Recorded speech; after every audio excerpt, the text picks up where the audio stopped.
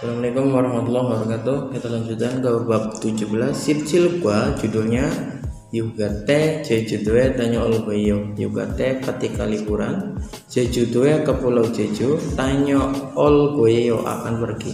Ketika liburan, saya akan pergi ke Pulau Jeju. Haksub mokyo, haksub pembelajaran, maka tujuan pembelajaran di bab 17 yaitu Yoheng Kyongho mit gewe kiagihagi. Yoheng wisata, Kyongho pengalaman, midan gewek rencana, iagihagi bercerita. Jadi tujuan pembelajaran adalah menceritakan rencana atau berbicara rencana dan pengalaman wisata. Munbok tata bahasanya aoboda, nanti akan kita pelajari dengan real boyeyo. Selanjutnya ohi kosakatanya yang pertama ada yohengji, artinya tempat wisata.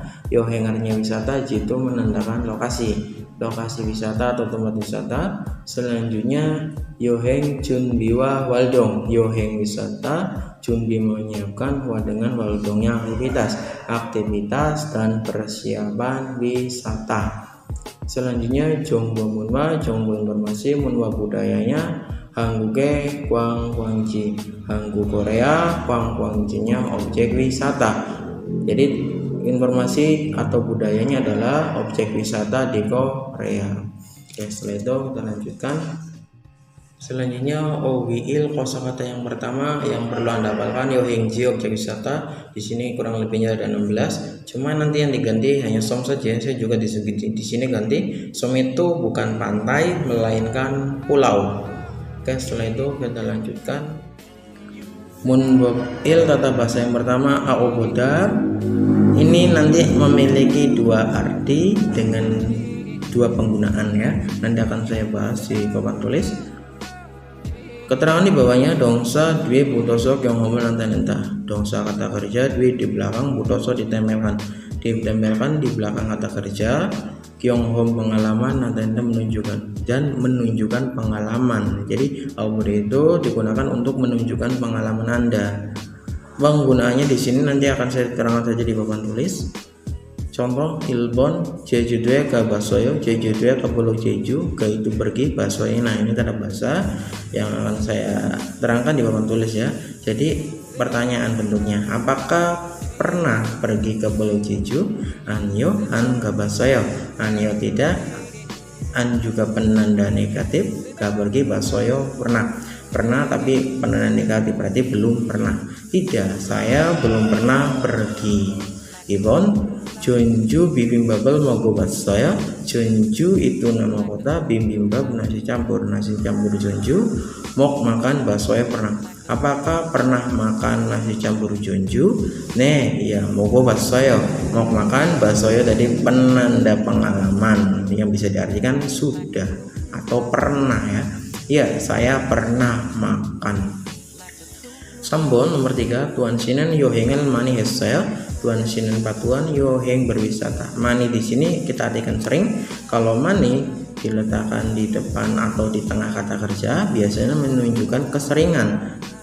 Hesoyo, hesoyo di sini ini asal kata yoheng ada, cuman diselipkan kata mani. Kata keterangan ya. Patuan apakah sering berwisata? Anyo tidak. Hangguge selte, hangguge di Korea, selte ketika ada. Tidak. Ketika saya ada di Korea, yohengel mani hebogosipo, yoheng berwisata.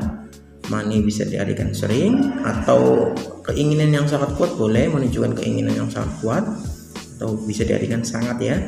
Hanya asalkan yoheng ada, punya mencoba, gosipo ingin.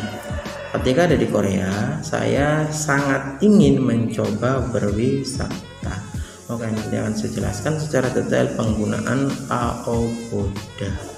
Kata bahasa yang pertama, ini diletakkan pada kata kerja plus aob artinya mengalami perubahan, kemudian tambahkan boda. Nah, boda tersebut memiliki dua arti ya.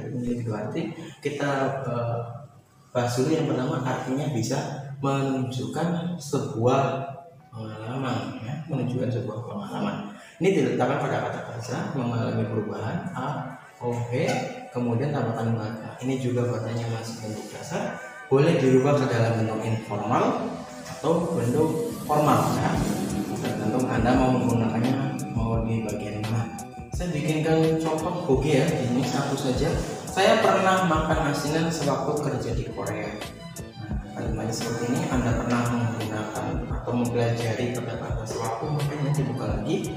Nah, kalau kalimat seperti ini memiliki dua frase ya. Yang pertama adalah makan asinan, yang kemudian adalah kerja di Korea, atau frase yang digabungkan menjadi satu kalimat. Nah, kalau kalimat seperti ini, pastinya Anda tahu ya, bahwa bikin sebuah kalimat. Yang pertama adalah Anda tahu rumusnya, kemudian kalau menerjemahkan kalimat juga Anda harus tahu rumusnya. Nah, kita lihat di sini ada dua frase, yaitu saya pernah makan asinan dan sewaktu kerja di Korea. Tinggal Anda cari saja mana yang harus diterjemahkan terlebih dahulu. Iya, yang harus diterjemahkan terlebih dahulu adalah sewaktu kerja di Korea.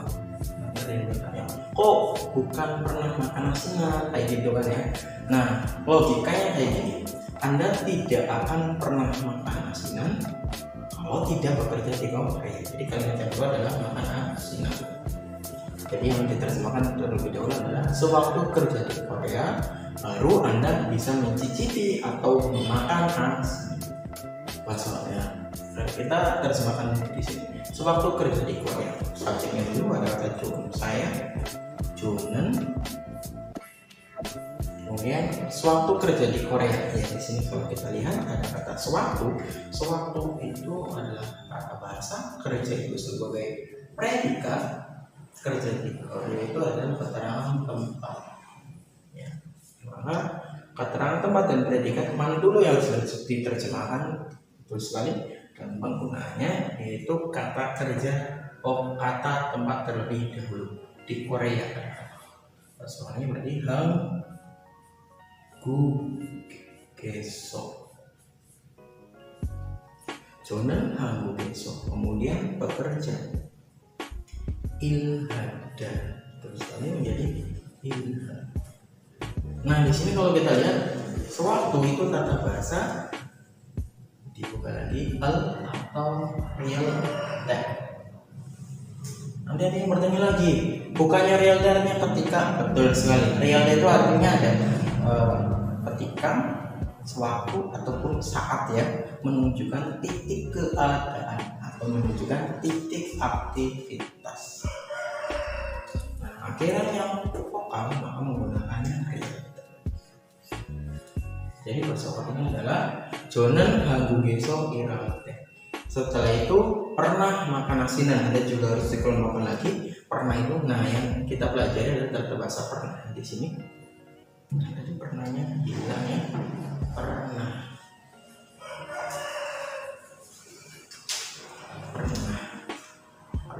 Kemudian makanya sebagai predikat. Nanti pernahnya tersebut mengikuti predikat. Hasilnya itu sebagai objek karena yang dimakan. Maka objek dengan predikat mana dulu yang diterjemahkan? Betul sekali. Yang diterjemahkan adalah objeknya dulu. Kata-kata asinan bahasa Korea adalah kimchi. Nah, kalau kimchi dijadikan objek akhirannya vokal maka menggunakannya ra. Jadi kimchi. Setelah itu makan bahasa Koreanya adalah hanya dihilangkan karena masih bentuk dasar. Mok kalau kita lihat ada akhirannya adalah vokal o samping atau o berdiri. Kalau o berdiri itu tambahannya apa? A, o atau he atau tambahannya apa?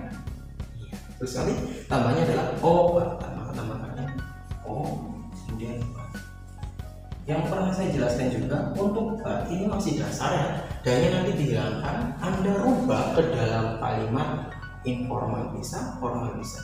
Kita rubah ke dalam kalimat formal dulu, maka menjadi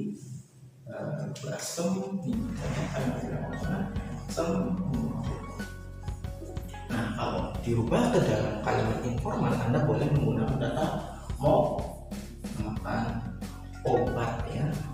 Dulu obat. Nah setelah itu tambahkan bas. Jadi bahasa Koreanya, saya pernah makan asinan sewaktu kerja di Korea adalah Jonan 한국에서 일할 때 김치를 먹어봤습니다 dalam kalimat formal, 먹어봤어요 dalam kalimat informal. Setelah itu kita lanjutkan ke pengertian yang kedua. Masih dalam bentuk mundobil kata bahasa pertama. Ini pengertiannya yang kedua adalah menunjukkan permintaan mencoba melakukan sesuatu atau percobaan. Penggunaannya itu sama dengan yang pertama, mengalami perubahan A, O, E, kemudian namakan Buddha. Ini juga masih dasar, nanti tidaknya diubah apabila ada tata bahasa tambahan ya. Jadi contoh di sini, saya mau mencoba membaca buku Korea. Artinya percobaan dilakukan untuk diri sendiri. Seperti biasa, kelompokkan per kata. Saya di sini sebagai subjek. Nah, mau di sini kemarin tata bahasa yang pernah Anda pelajari. Dibuka lagi, mau itu tata bahasa apa. Kemudian, mencoba juga tata bahasa yang di atasnya. Nanti digabungkan bisa kan? Bisa. Kemudian membaca di sini sebagai predikat, buku Korea itu sebagai objek yaitu yang dibaca. Nah, di sini hanya memiliki susunan SPO, subjek, predikat, dan objek, tidak ada keterangan apapun ya. Nah, sekarang kita gabungan. Yang pertama diterjemahkan terlebih dahulu adalah subjek. Ada kata saya bahasa Koreanya Jo, akhiran O maka tambahkannya nen, jadi Jo dan saya, berarti bahasa Koreanya adalah Jonan. Setelah itu buku Korea, sama dengan frase buku Korea, frasenya berarti Korea buku ya. Jadi buku Korea bahasa Koreanya adalah Hangguk, kemudian bukunya Chat, Hangguk Chat ya.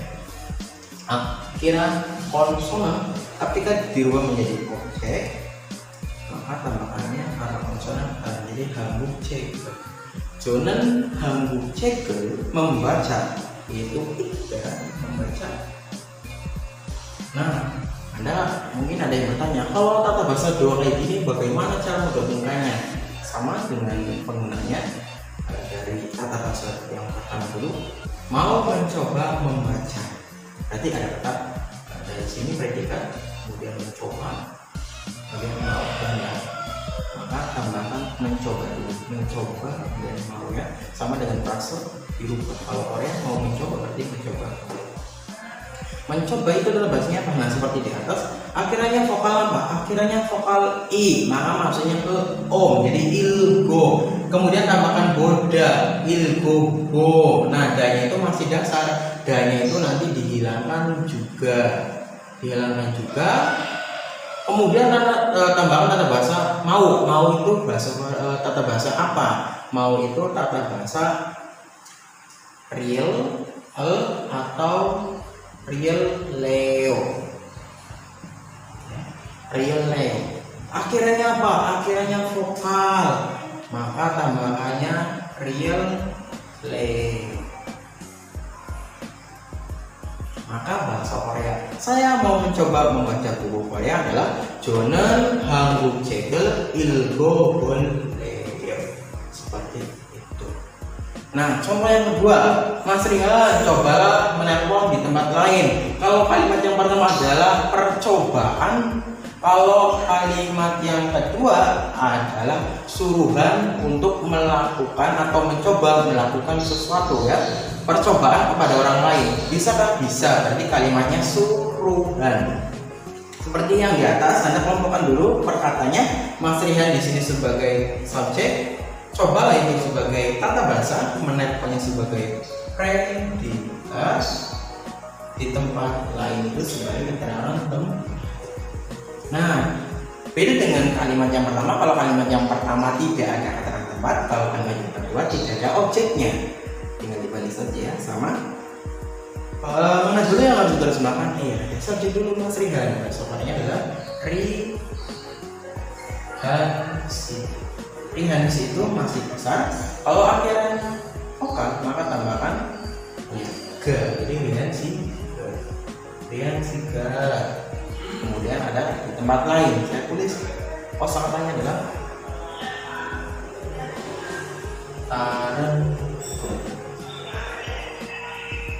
Tarengot, artinya di tempat lainnya. Tarengot.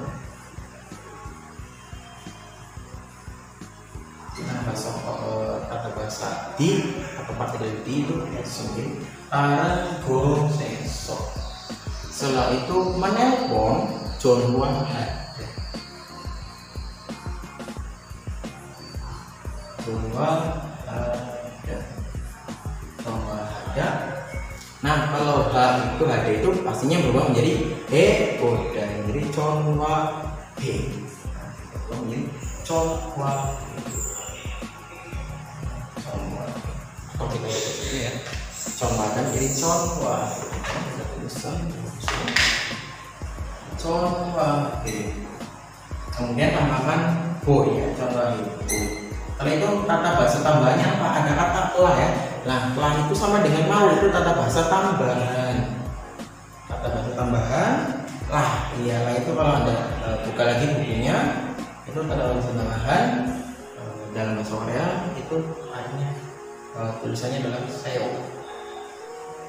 Kalau vokal ya ditambahkannya seo, kalau konsonan seo. Betul sekali. Kebetulan di sini akhirnya vokal, maka tambahannya seo. Jadi bahasa Koreanya, Mas Rihan, cobalah menelpon di tempat lain dan memerintah yang jika Aren go seso Jonwae go se tersebut artinya coba. Kalau boleh artinya mau mencoba seperti itu. Mungkin penjelasannya seperti itu saja. Anda bikin sebuah kalimat di rumah boleh, kemudian boleh tanya-tanya di komen ya, boleh di komentar. Skill latihan yang pertama Anda terjemahkan sendiri bagian yang pertama ya, caranya bagaimana. Kemudian bagian yang kedua juga sama, dibaca perintahnya, contohnya juga sambil dipelajari. Setelah itu kita lanjutkan ke Tewail.